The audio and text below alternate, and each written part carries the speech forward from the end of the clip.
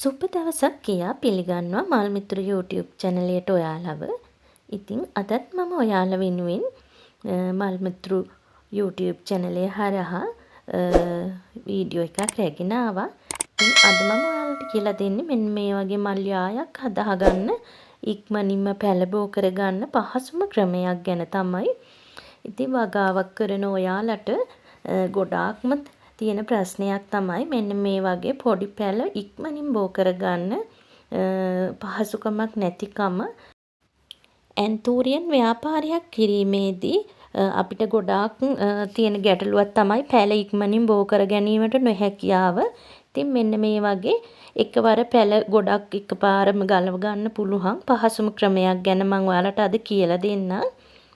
ඉතින් අපි වෙනදට සාමාන්‍යයෙන් පැලයක් කට් කිරීමේදී මෙන්න මේ වගේ ලොකු මව් ගස් තමයි කට් කිරීම සඳහා කට් මුල් ඇවිත් තියෙන ගස් තමයි අපි කට් කරන්නේ. එතකොට සාමාන්‍යයෙන් අවුරුද්දක් විතර බලන් ඉන්න ඕනේ පැලය හොඳට ලොකු වෙලා මල් පිපෙන අවස්ථාව වෙනකන් ඉඳලා හොඳ මව් ගහක් වුණාම තමයි මෙන්න මේ ආකාරي කට් මුල් ඇවිත් තිබුණාම අපි පැලය කට් කරන්න සුදුසුයි කියලා හිතලා කට් කරන්නේ.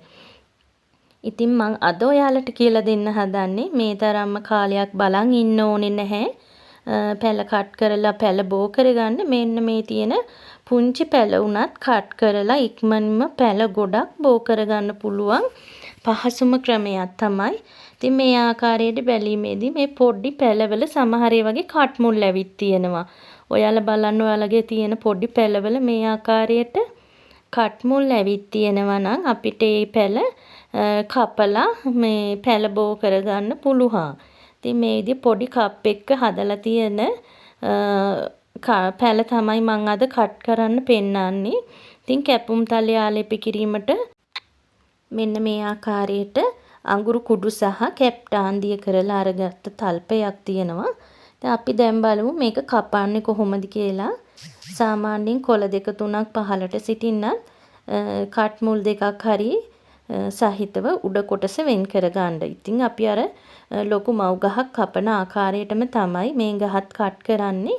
මෙන්න මේ ආකාරයට මුල් දෙක තුනක් උඩට හිටින්නත් යට කොටසට කොළ දෙක තුනක් පිහිටන්නත් අපි කපාගෙන මේ කැපුම් තලයේ මේ අපි හදාගත්ත අඟුරු ධාවනය ආලේප කරනවා. ඒ කොළ පැත්තකින් තියලා අපි බලමු නැවත තව ගහක් කපන්නේ කොහොමද කියලා. කට් මුල් තියෙන නිසා ඉක්මනින් මේ ආකාරයට කැපීමේදී පැල පොකුරු පිටින් තමයි බෝ වෙන්නේ. මොකද පොට් එක පොඩි නිසා ඉක්මනින් පැල බෝ වෙනවා. ඒකෙන් අපිට වැඩි පැල ප්‍රමාණයක් බෝ කරගන්න පුළුවන් වගේම කෙටි කාලයක් තුලදී පැල ඉක්මනින් බෝ කරගන්න පුළුවන්. ඉතින් මේ ආකාරයට අපි කපලා කැපුම් තලයේ මේ දිලීරනාශක ආලේප කරලා මේකේ ඕනනම් ඔයාලට මේ යට කොටසට N අධික මොනා හරි N+ පොහොරක් ආලේප ස්ප්‍රේ කරවුවා නම් සුපර්මැක්ස් N වගේ දෙයක් මෙන්න මේ පැලවලට මේ ස්ප්‍රේ කරලා තියන්න. එතකොට සාමාන්‍ය මාසයක් විතර යනකොට ඔයාලට මම මේ පෙන්නන්නේ මේ ඒ විදිහට කපපුවාගේ පැල දාපු පොට් එකක් තමයි මේ බලන්න. මේකේ තියෙනවා පැල 10ක් විතර. ඉතින් පැල පොඩි කාලෙම කට් කරපුවාම මේ ආකාරයට පැල ගොඩක් ඔයාලට එකවර ලබා ගන්න පුළුවන්.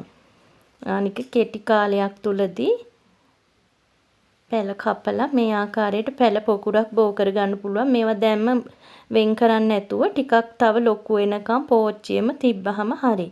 මේ තවත් පැලයක් ඒ වගේම. ඉතින් මේකෙත් පැල 5කට වැඩිය ඔයාලට දකින්න පුළුවන්.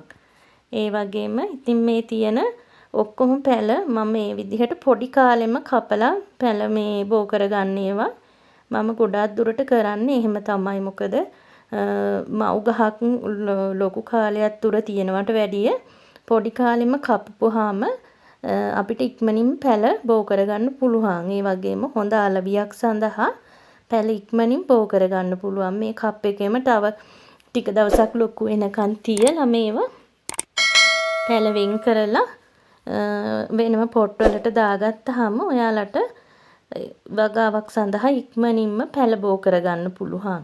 ඉතින් කියලා දුන්නේ ගොඩාක් පහසුම ක්‍රමයක්. මොකද අපි ගොඩාක් දෙනෙක් පැළ කට් කරන්නේ ලොකු මව් ගස් වෙනකන් ඉඳලා.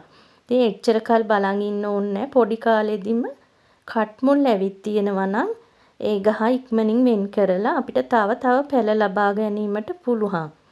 ඉතින් ඒ වගේම තවත් දවසක මම ඔයාලා වෙනුවෙන් තවත් වීඩියෝවක් රැගෙන එන්නම්. මගේ YouTube channel එක subscribe කරලා නැත්නම් දැන්ම subscribe කරලා share කරන්න කියලා ඔයාලගෙන් ඉල්ලා සිටිනවා. ස්තුතියි.